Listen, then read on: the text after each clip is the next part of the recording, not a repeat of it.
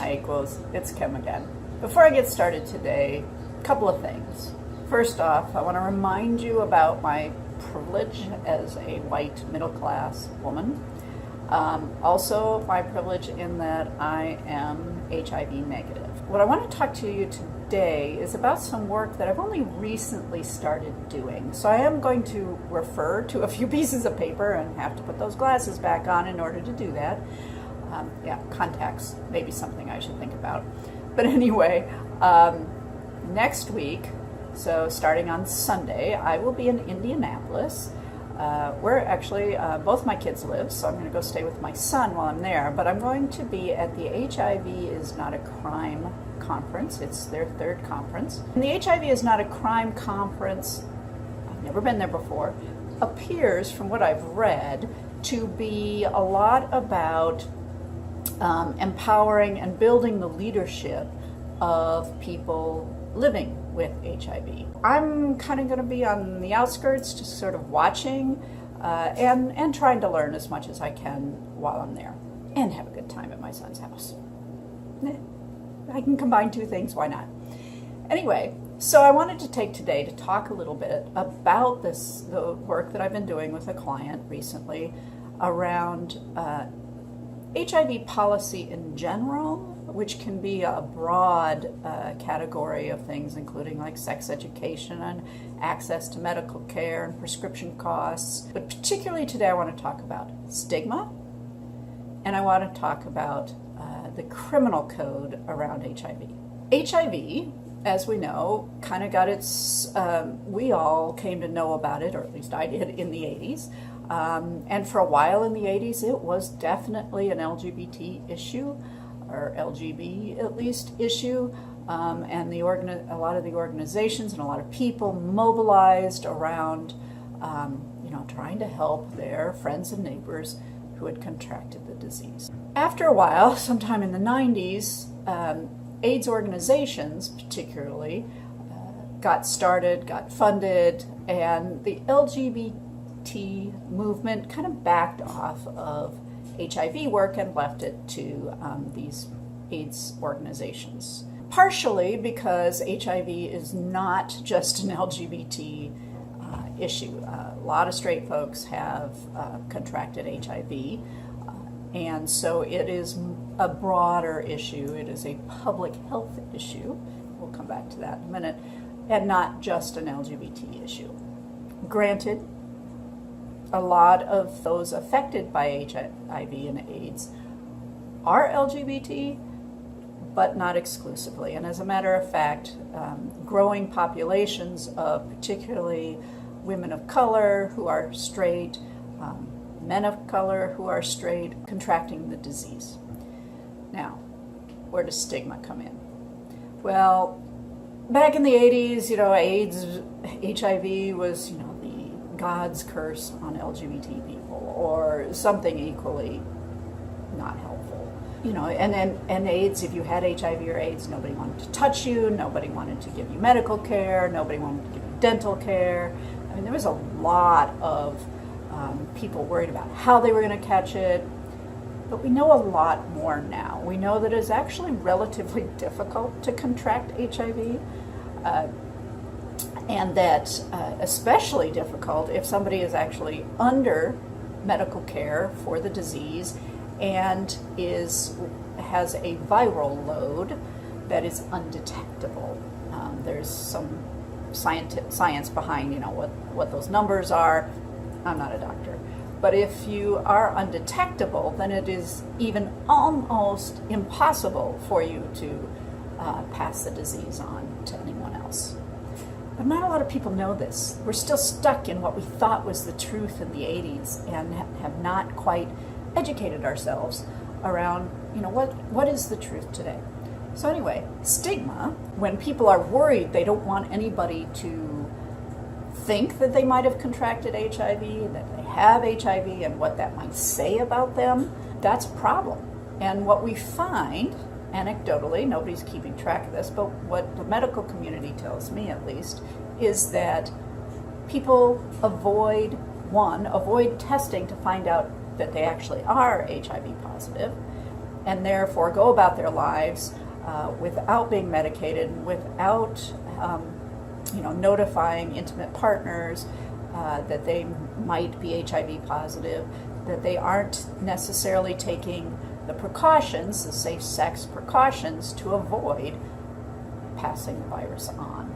And that is actually how a lot of the new cases come to be, is because the people who are transmitting it don't actually know that they are HIV positive. And one of the statistics I have here is that 1 in 7 people don't know that they have HIV. So stigma, again, if you know you have HIV, there's a lot of stigma around, once you actually know it, because the law actually requires you to notify your intimate partners that you're HIV positive. Social workers generally are responsible for educating a new HIV diagnosee, it's probably not the right word, about this law usually at the exact moment that this person finds out that they're HIV positive. It's probably not the time in their life that they're most receptive to more information, probably a lot of overwhelm that it's happening. And so some people, they aren't hearing, that there is a felony conviction, felony charges that can be brought against you, at least in Ohio. It's getting better in some states, but felony charges that can be brought against you for failure to notify your intimate partner that you have HIV. Now, let me stop there. Any communicable disease, if somebody has any communicable disease, they should be notifying an intimate partner that they have a communicable disease and doing everything in their power to avoid giving anybody else that disease. And that actually is part of Ohio's public health code. And there is a misdemeanor charge that's associated with failure to do so. For some reason, and we can probably all guess what it is, but for some reason the HIV, which is a communicable disease, is treated differently, and those charges are risen to the level of felony. In addition, the way the law is currently written, it allows prosecutors to bring charges and put people in prison when they actually did notify their intimate partner, because there's no kind of standard for what it means to have disclosed the information. We've had cases where people have text message records that they told somebody, or they have, they simply told them and didn't have it written down.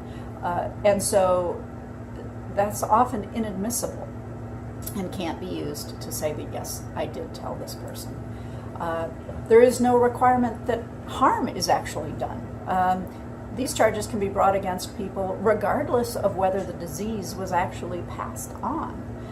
If you're, as I mentioned, if your viral load is low enough, you really can't pass the disease on. So one of the work that I'm doing for one of my clients is to facilitate a coalition of people in Ohio that are working to educate Ohioans, educate legislators, educate newspapers, educate the LGBT community, educate all of Ohio about, what the reality is of HIV today, that it can be virally suppressed if you're on the right medications, that it is not the death sentence it once was. People who have HIV often live nearly normal lifespans, but they have to be under medical care. I will use the caveat that not every person will ever become virally undetectable, but that is what the medical community is shooting for when they treat somebody. So this coalition that I work with is made up of people from various AIDS organizations, community activists who are people living with HIV, community activists who may be medical doctors who treat people with HIV.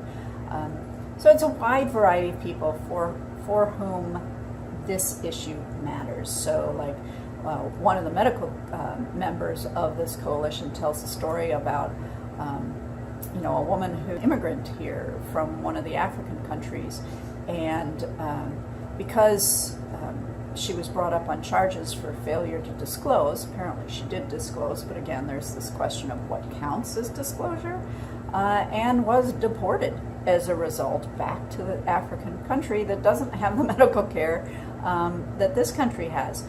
So there are real serious consequences besides, like, in some cases, 8-year prison terms. So what the coalition would like to do is to modernize the criminal code around HIV and AIDS and disclosure, to bring modern day medical knowledge to that legislative process and improve the situation so that there's less stigma, so that more people are willing to get tested, more people are willing to get into care, so that they can hopefully become virally suppressed and live out a normal lifespan.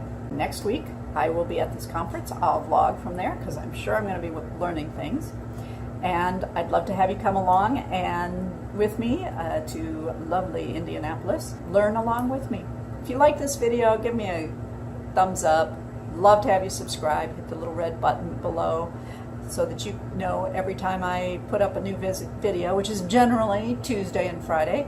I've mentioned before that we're waiting for the Masterpiece Cake Supreme Court decision to come down, and so I may get out of order a little bit depending on when that decision happens, which could be next Monday. So stay tuned. Bye, equals. See you next time.